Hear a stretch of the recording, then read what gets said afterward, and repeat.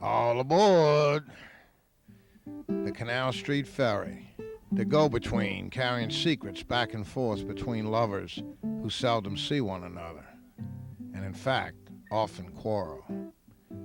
From the East Bank to the West Bank.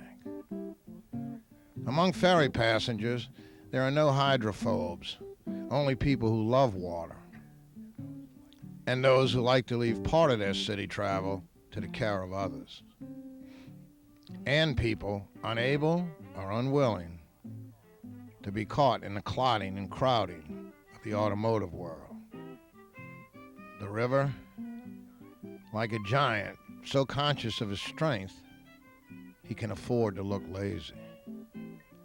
Floating trees which once lent charm to a riverbank in Minnesota or Missouri, floating them south for burial. But always a giant, made for giants. And for 7 refreshing minutes, ferry riders can tremblingly tiptoe over the giant's back. And remember that he's the only reason there's a city here anyhow.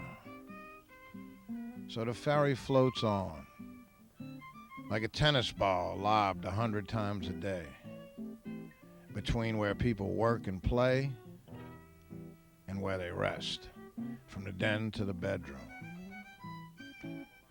Some have allowed the trip to become routine.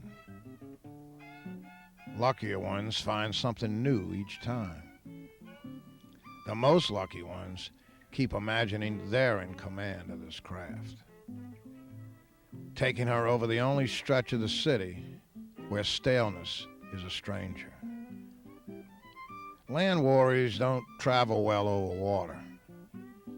They usually step aside for the kind of daydream that can be snatched from 7 minutes.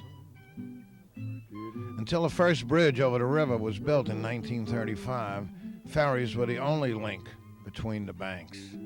Things are different now. But some things take their demotion from necessity to auxiliary as a promotion.